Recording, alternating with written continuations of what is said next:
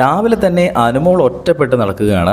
Garden ഏരിയയിൽ morning song ഇട്ടപ്പോൾ തന്നെ അവിടെ വീട്ടിലുള്ള ബാക്കി എല്ലാ മത്സരാർത്ഥികളും ചെന്ന് ഡാൻസ് കളിച്ചു. പക്ഷേ അനുമോൾ മാത്രം പോയില്ല.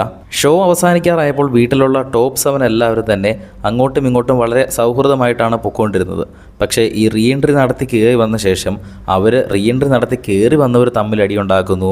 അവർ വീട്ടിലുള്ള മത്സരാർത്ഥികളായിട്ട് അടിയുണ്ടാക്കുന്നു.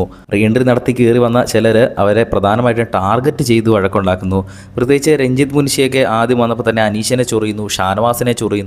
അനുമോൾക്ക് PR ഉണ്ട്, PR ഇല്ലാത്ത ചായ കിട്ടുമെന്നൊക്കെ അനുമോളുടെ അടുത്ത് ചോദിക്കുന്നു. പിന്നീട് ശൈത്യ, ആദില, പിൻസി ഇവരെല്ലാവരും തന്നെ അനുമോളെയാണ് ടാർഗറ്റ് ചെയ്യുന്നത്.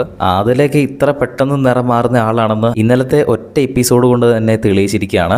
ശൈത്യക്കുണ്ടായിരുന്നതിനേക്കാളും വലിയ നെഗറ്റീവാണ് ഇപ്പോൾ ആദിലയ്ക്ക് ഉണ്ടായിക്കൊണ്ടിരിക്കുന്നത്. ശൈത്യ അല്ല കട്ടപ്പ, റിയൽ കട്ടപ്പ ആദിലയാണെന്നാണ് ഇപ്പോൾ എല്ലാവരും അഭിപ്രായപ്പെടുന്നത്. അപ്പോൾ ഇങ്ങനെ റീ എൻട്രി നടത്തിയവരും അവിടെ നിന്നവരും വന്നവരും പോയവരും എല്ലാം ഇങ്ങനെ അനുമോളെ ആക്രമിക്കുന്നത് കാരണം അനുമോൾ ശരിക്കും ഒറ്റപ്പെട്ടിരിക്കുകയാണ്. എന്തായാലും ഇനി 4 ദിവസം മാത്രമേ ഉള്ളൂ. നിങ്ങൾക്ക് ആര് വിജയിക്കണമെന്നാണ് ആഗ്രഹമെന്ന് താഴെ ഒന്ന് കമൻറ്റ് ചെയ്യുക. കൂടുതൽ അപ്ഡേറ്റുകളുമായി വീണ്ടും വരാം.